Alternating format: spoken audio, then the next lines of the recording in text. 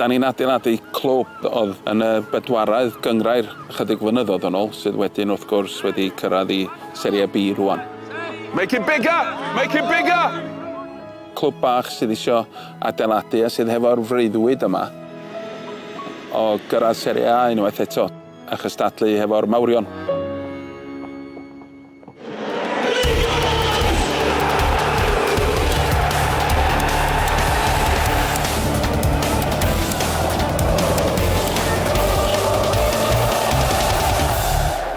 Yn y byd pêl-droed, mae pethau'n digwydd yn eitha sydyn. Wedi gadael Crystal Palace mis Mawrth blwyddyn dwytha. Awn wedyn mae'r ffôn yn canu chydig bach cyn dolyg, rhywbeth felly, a Thierry Henry yn gofyn os o gen I ddiddordeb dod yma I weithio i'r clwb. Felly nath pethau symud yn sydyn iawn ar ôl hynny. Cwpl o sgyrsiau wedyn hefo Cesc wrth gwrs, sydd yn berson pwysig iawn yma yn y clwb. Ac wedyn oedd pethau'n disgyn I lle yn reit sydyn. Go on, well done, good boy.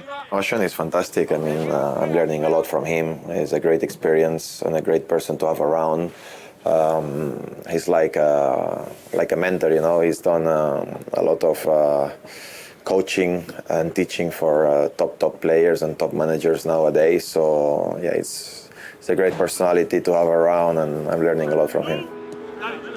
Oedden ni'n gwybod, wrth gwrs, o ffrindiau oedd ganddo ni'n dau a bysa ni'n gallu gweithio'n dda hefo'n gilydd. Mae'n nabod y gyngrair, mae'n nabod y tîmau eraill, mae'n nabod y stadiwm da ni'n mynd I chwarae ni nesaf, enghraifft, da ni'n chwarae leco noson o'r blaen, a mae di chwarae ar y cae synthetig sydd yna. Mae help o'i brofiad o ran hynny yn holl bwysig, ac wedyn mae'n nabod y stafell newid, mae'n nabod y personoliaethau sydd yna. Ac wrth gwrs, mae'n siarad Eidaleg. Mae o'n gyn-chwaraewr yma, mae o'n is-hyfforddwr yma, ond hefyd mae o'n un o'r cyd-berchnogion, felly mae o'n bersonoliaeth ac yn berson bwysig yn y clwb. Mi fydd o yn y fforddwr ac yn reolwr llwyddiannus iawn, dwi'n siŵr, oherwydd mae'n atgoffa fi o nifer o rei eraill tebyg. Because you're working towards your pro licence at the moment, I think I'm right in Correct. saying. Osian, you know, he's worked with the likes of Arteta, Vieira, Henry. So, yeah, you've joined quite a cool group of people there. Yeah, and I spoke to them about him as well, and they all gave me great feedback about him. At some point, they all wanted to take him as his assistant, so that says it all. We started from nothing, really nothing, and now we are close to get to Serie A. The objective is quite clear, and hopefully we can get there. You've got some really big names involved. You've got Cesc Fabregas, Yeah. Dennis Wise, Thierry Henry. How exciting is it to have that group of ex-players, to have them here working and involved at the club? No, it's super important, and it's important also for me, to be honest, because I can learn something every day from them, from their experience, from everything, from their mentality as well. And they put us in a different place in the map of football? No, seriously, legacy it's a big thing. It's certainly something that you don't achieve alone. We tend sometimes to live in the past or live in the future, and we forget to live in the present.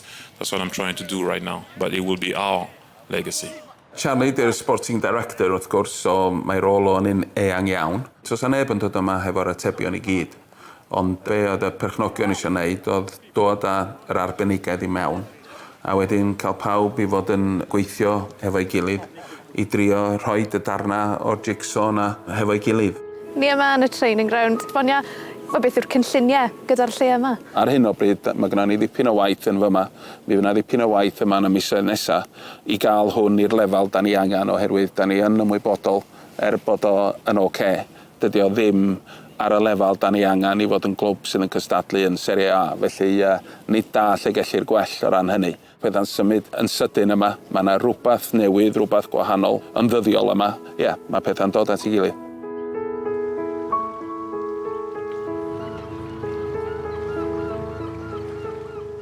Osian, ni yma yn y tŷ gyntaf i diolch yn fawr am y croeso cynnes. Mae fe mor lyflu I fod yma. Ti weld bod ti wedi setlo mewn I fywyd yn yr Eidal, y Dolce Vita'n dda iawn? Wel, na, da ni wedi setlo mewn. Mae'n ddinas neis, ti'n gallu ymlacio pan ti'n cael amser, ac yn y blaen, di'r traffig ddim yn rhy ddrwg ar ôl 2 flynedd yn Llundain. Ac mae'r stadiwm 5 munud I ffwr, a dwi'n medru gweld I mewn i'r cae. O fyma, felly mae'n reit handi.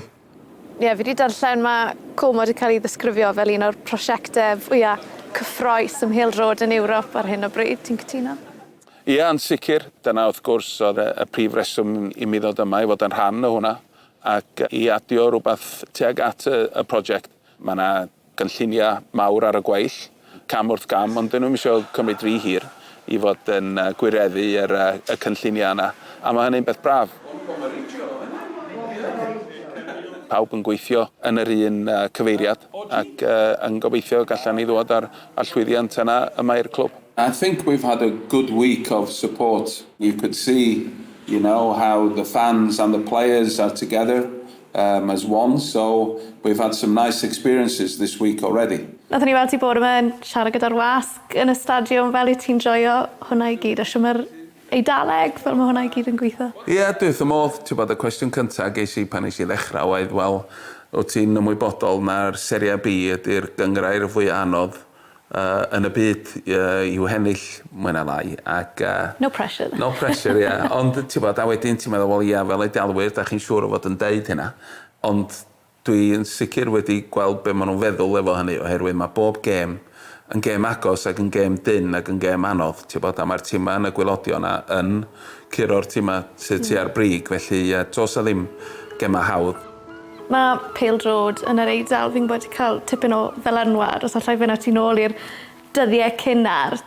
Pwy nath ysbrydoli di, neu pa dîmau, pwy o ti'n joio watchan? Wel, yr Eidal yn 82 oedd y cyntaf, mae'n siŵr, ti'n bod, oherwydd nath o ennill cwpan y byd. A wedyn, fel nes i'n hyfforddwr, oedden ni'n treulio dipyn o amser yn mynd drosodd i Clwb Juventus. Oedden ni'n licio astudio gwaith Marcello Lippi. Yna, oedden ni'n licio gwaith Arrigo Sacchi hefyd efo'r tîm cenedlaethol a tîm Milan. Ie, mae yna lot o bethau sydd wedi cael argraff arna fi. Felly, cael y cyfle i weithio yma, oedden ni'n meddwl bysa hynny byth yn digwydd. Felly, dwi wedi bod yn lwcus iawn rili gael y cyfle. Ond hefyd mae'r rôl Head of Development yma yn y rôl i ti mynd i fod yn gweithio ar esbonio bach i ni am hwnna. Ie, hwnna di'r prosiect tymor hir, rili, oherwydd toes na ddim academi fel rheol, ti'n bod, yn rhan o'r clwb wedi fabwysiadu ac yn y blaen mae o. Felly maen nhw isio rhoi sylfaen gadarn mewn lle fel byddan ni'n gallu datblygu yn chwaraewyr yn hunan yn y dyfodol. Yn hir dymor i'r clwb, ond hefyd i ti, beth yw'r plan o'r? Ie, tos a ddim plan, to'n ddim plan i ddod i Como 3 mis yn ôl, felly mae pethau'n digwydd... Ti'n ffili cael plan yn gweithio'n pêl-drod, really, nag ysdi? So, ti'n bod, just mwynhau'r prosiect yma, di'r peth cyntaf. A wedyn, gan i weld sut mae pethau'n mynd. Oedd y perchnogion, ti'n bod, pan nhw'n gofyn pa mor hir, wyt ti isio bod yma fel cytundeb, a nes i ddweud, wel, sa'n ni'n deud 2 flynedd a hanner a gan i weld, mae'n deud, na ni gytuno i 2 flynedd a hanner, ond da ni'n siŵr fi di isio aros yma lot mwy na hynny. So, amser a ddengis. Osian, diolch yn fawr am y sgwrs a'r croeso cynnes yma yn Como. Treni am y tywydd, so fi'n mynd i ddod nôl yn yr haf os mae hwnna'n oce. Croeso i chdi ddod unrhyw amser, Sioned.